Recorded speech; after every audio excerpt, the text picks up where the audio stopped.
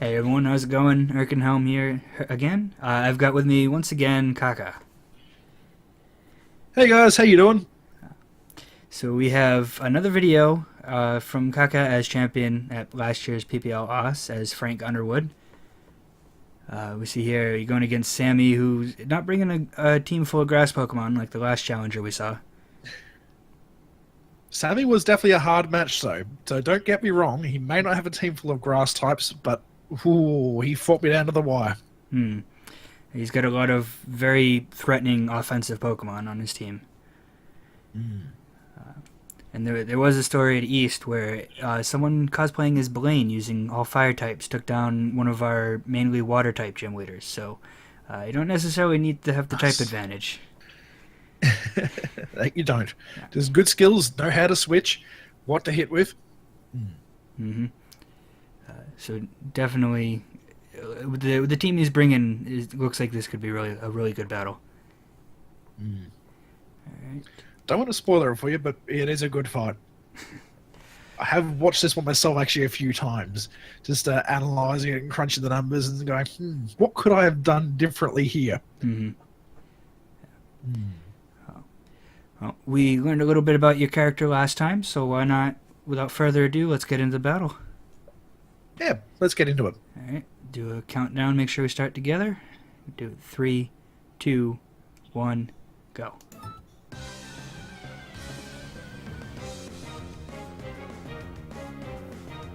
So we got the challenge from Sammy, starting with the Infernape. Now, the one thing that most of the challengers figured out pretty quick smart is that my team's one rule theme was I was always going to launch with that Cloyster. Mm-hmm. So the Inferno, when you look at it, oh yeah, fire type against water, not crash hot, but you think about that's actually a fire fighting type. Right. The fighting type is good against the ice type there, and he is faster. He's definitely faster. I knew I wasn't going to win the spin war. I was expecting more like a Mark Punch or something like from that. But we got the Toxic Spikes down, so again, yeah, that's a little bit of an advantage for me. If I can get rid of the Infernape, he's got a problem. Mm-hmm. You're gonna come in with Cannonball, get that first turn protect for the speed boost here. Yep. I mean, the speed boost on that Sharpedo is super useful because it's going to get faster than most things within a speed boost or two. I'm not going to make it this time because I know I'm faster than him, but I know he's got some quick stuff, so I want to get in there and I want to make sure I can land the damage. Mm-hmm. So we'll take the risk, and he's sashed anyway, so it was a fair call. Mm-hmm. But the close combat goes off, so yeah. So he's already 2 up on me. Yeah, he had a good predict there as well. Saw the protect come in and took the advantage to get the stealth rocks up as well, which does break the Caracosta's potential sturdy. But no one expects a Caracosta to run Aqua Jet. I got the priority move. He hasn't picked that, so I'm down 2, he's down 1. He's only slightly ahead. Not too bad. Mm-hmm. Going to see a Swords Dance from the Bisharp, and that's going to make it very scary. It is, and it is faster currently, but that Shell Smash is going to change things. Right. I think with Bisharp, you want to watch out for, though, is the Sucker Punch. And yeah, he goes for that. Which does get me. Mm-hmm. Can be a bit tough to play around the Sucker Punch. But if you can do it enough times, you can wear down the PP. Because I believe with PP max, it's like 8 or something? Yes, that's correct. Yeah. Yeah, the thing you don't know about Sammy is that he actually spent a few battles watching over my shoulder to see what I was doing. So he's fully aware of exactly what this mob is all about. So he went for the knockoff, which was a really smart move there. Yeah, gets rid of the leftovers, gets rid of my free heal, but he's let me get the stockpile up. Mm-hmm. And the recover, I'm back to normal, I'm not worried. Yeah. So he's actually kind of helping you out, giving you some free turns, because I take it you are unaware if you go in Mr. AGZ's set? Yep. Yeah. Vice President Bob is absolutely unaware, so these swords dances are completely irrelevant against me. Mm-hmm. And now that knockoff without an item, not doing the boosted damage. That and the fact that the Swords Dance do nothing Mhm. means he's really just hitting me for pretty much nothing. Yep. Now I'm at maximum defense here now, which is 3 layers of stockpile. And the Gyarados here, as I recall from having a chat to him after, was his game plan to try to deal with the bomb. Okay. I can't remember exactly what he was doing with it. Now we're setting up on the power-up punch, because he knew it was coming, which is why he swapped the Bisharp out, because that would have been super effective against the Bisharp. Mm-hmm. So here we see the Dragon Tail, so that's how he's going to take care of it. Yep. You get it out of there, reset those stat boosts. Unfortunately, he does luck into the Rotom, which is really, really good for me. Mm-hmm. That electric type, 4 times effective against the Gyarados. What yeah. So out goes Gyarados. And in comes the Aegislash, which is going to take a Thunderbolt to the face. The critical Good there, prediction. doing about a quarter of health with the crit. Close to a third, I think. And we see the Will-O-Wisp. That's going to be... Well, I think Aegislash can go either way, physical or special, so that could potentially help you out with the attack cut. Yeah, this one looks like it's a special one. So it is special. You're still going to get that the damage every turn, though, which is always useful. Absolutely. And the Rotom being now water electric isn't weak against Shadow Ball either, so... Mhm.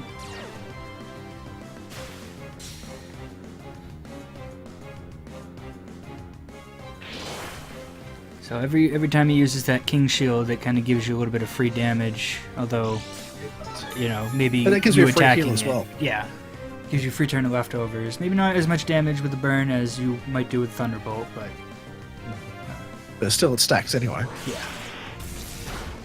He's got the speed advantage on me there, so the Thunderbolt's not going to do as much while he's on high defense. Mm-hmm. But I should live through this Shadow Ball as well, so that shouldn't be an issue. There we go, we do. The leftovers kicks in, I'm fine.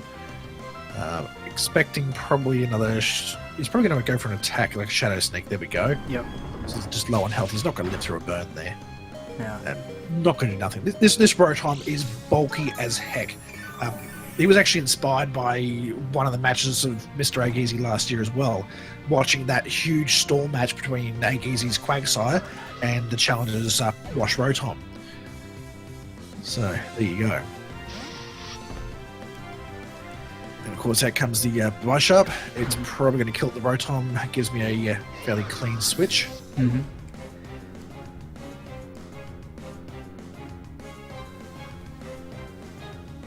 And of course Bob, back just comes Bob. rules this guy. Yep. Got the leftovers already gone, so the knockoff doesn't do quite as much damage, and the Poison is negligible for him. So free switch is free switch. The Intimidate here from the Gyarados is really irrelevant because of the power-up punch. Mm-hmm. Just takes you another turn to start boosting your attack. True. Yeah.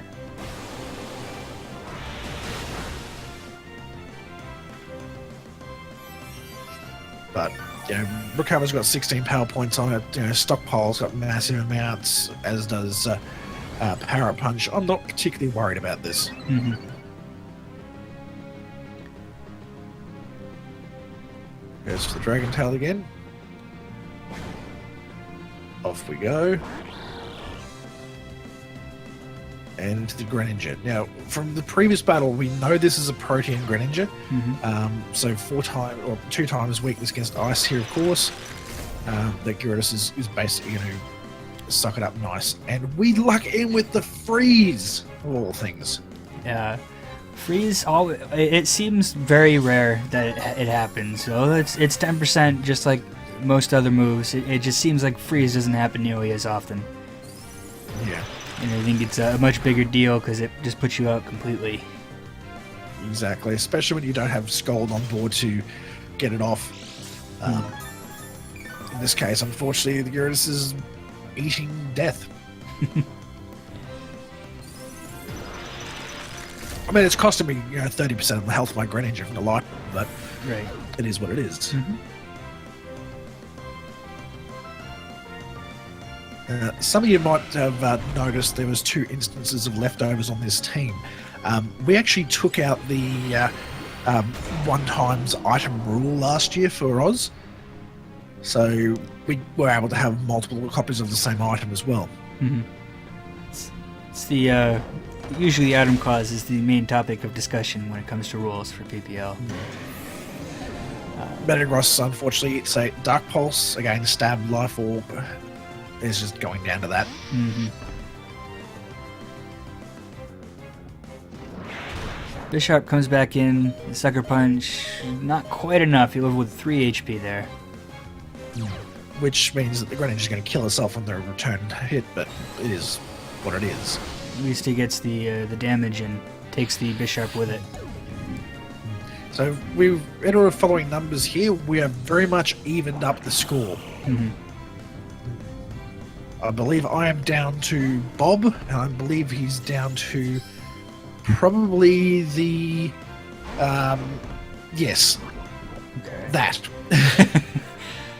This should be interesting. Yeah, he's got the Lumberry, so he's going to cure that poison. Yeah, so the poison wasn't as relevant as I was hoping, but hey, it is what it is. Hmm. That Dragon Claw hurt. But this does give Bob a chance to set up. So I've got to be careful with my setup here. I've got to make sure that I balance my recovers with my stockpiles and just be aware of potential crits. Because as we know, crits will bypass stockpile. Hmm. Now we've seen he doesn't have the Rocky helmet, but you still got to watch out for the rough skin damage when you do start Absolutely. to attack. And we know he doesn't have the Rocky helmet because of Lumberry or Ikudas. Otherwise, he'd be losing health quite steadily. Right.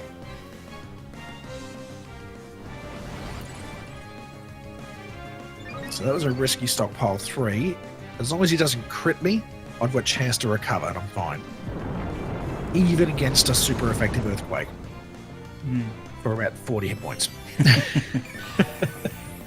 This just shows you how ridiculously tanky a Quagsire is when it's set up. It's insane. It truly is. Oh yeah. And I don't think anyone sees it coming, which helps as well. The fact that it's immune to typical things you'd expect to be good against water, electricity, Mm-hmm.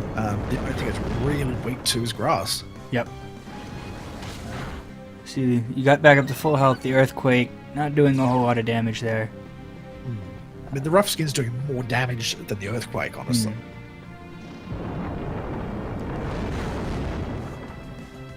There So did there we go. 34 Power punch HP. here. I think the Earthquake did 34 HP there. About that. Yeah. So the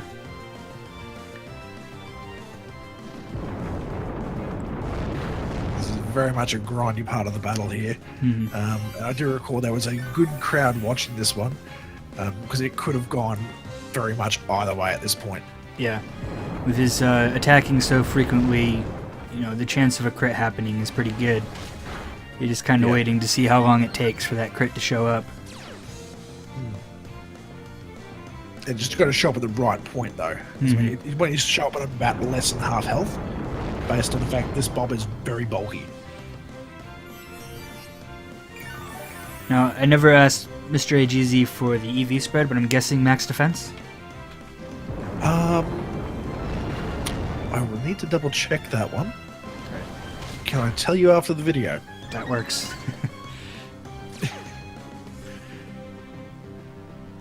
So we go. We're still at the rough skin. We're still trading earthquakes and power punches. Now I think I'm at +4 or 5 now. Okay. Getting pretty high. Because the power punch will take you right up to the maximum +6.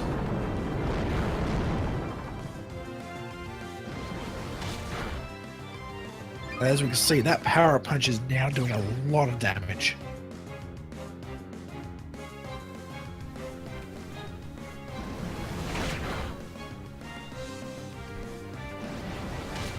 Should finish him off there. There we go. There we go. So this kind of a pretty good example that shows you why Quagsire got the reputation, being an unkillable monster. Absolutely, it's just an extraordinarily high performer for what it is. And the only things it's really weak to is, you stick toxic on it, or you stick a grass move against it. That's pretty much all that's really going to kill it. Mm-hmm. Yeah. If you don't have a toxic grass, it's just nearly impossible once it gets set up. Exactly. Now let's see if I can dig up those data. Do we want to pop that on the stream at all? I don't have the. Do you have like a graphic or something you can put up here? Or? I'm just seeing if I've got it on one of my spreadsheets, because one of the things I tend to do when I'm building is I build spreadsheets. Got to keep yourself organized. Well, it allows me to sort of see what the breakdown with various ZV spreads is, what the various moves. It allows me to analyze the coverage gaps, which is why this water team did so well.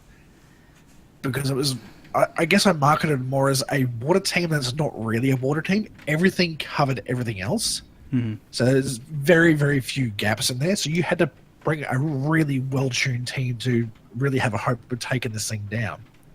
Yeah. Let's see. Do I have it on here? No, that's some of my data mines from our draft league earlier in the year. Yeah, I go all out about taking people down, people. I really do. All right, you'll have to let me know about that Quagsire after the video then. Will do. All right. Will do. So there you have it, everyone. Hope you enjoyed that battle. Thank you for checking out the video. As usual, links to everywhere you can find us on social media and all that down below. If you haven't already, for some reason, if you applied to be a South gym leader, go and check your email. Should be a response there letting you know if you were accepted or not. Other than that, that does it. So we'll see you guys next time. Hope to see you at the next PAXs.